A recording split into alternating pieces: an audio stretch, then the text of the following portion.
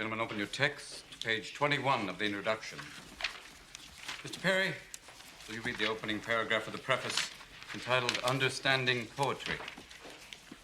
Understanding Poetry by Dr. J. Evans Pritchard, Ph.D. To fully understand poetry, we must first be fluent with its meter, rhyme, and figures of speech. Then ask two questions. One, how artfully has the objective of the poem been rendered? And two, how important is that objective? Question one rates the poem's perfection. Question two rates its importance.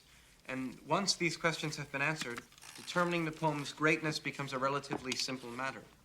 If the poem's score for perfection is plotted on the horizontal of a graph, and its importance is plotted on the vertical, then calculating the total area of the poem yields the measure of its greatness.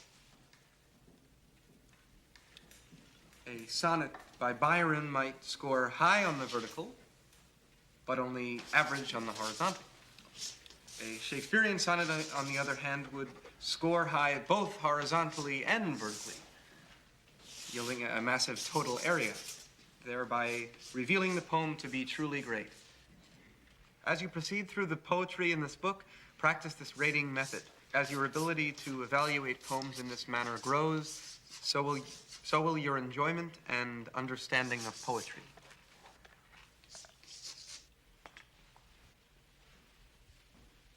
Excrement. That's what I think of Mr. J. Evans Pritchard. We're not laying pipe. We're talking about poetry.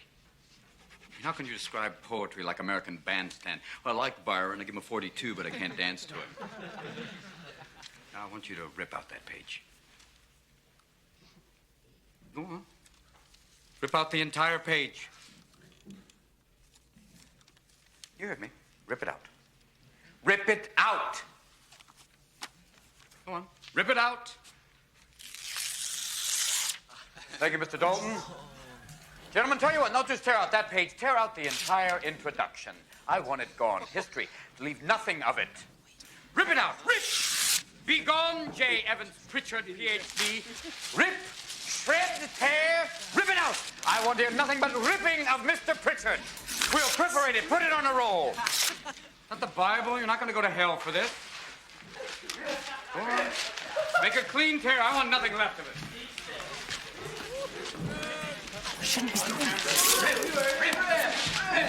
Rip it out, rip!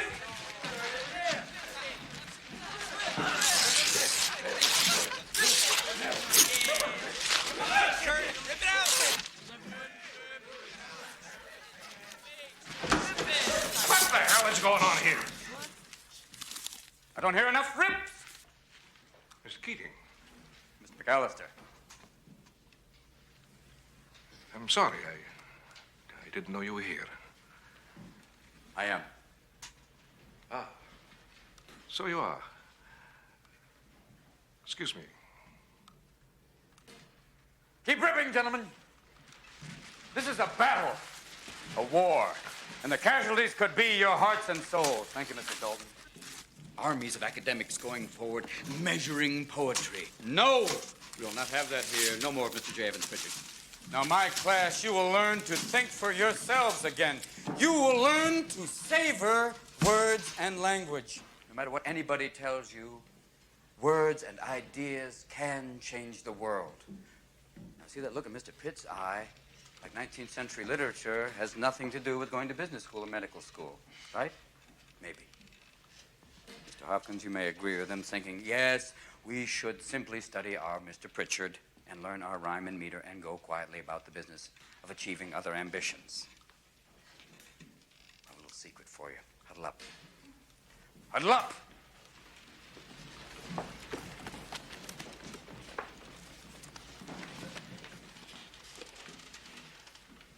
We don't read and write poetry because it's cute. We read and write poetry because we are members of the human race. And the human race is filled with passion. Medicine, law, business, engineering, these are noble pursuits and necessary to sustain life.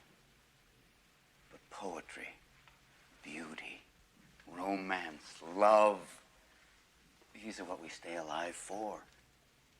To quote from Whitman, O me, O life of the questions of these recurring, of the endless trains of the faithless, of cities filled with the foolish, what good amid these, O me, O life?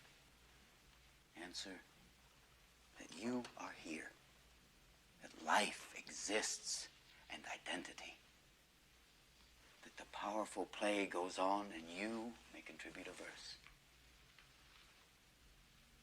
That the powerful play goes on and you may contribute a verse.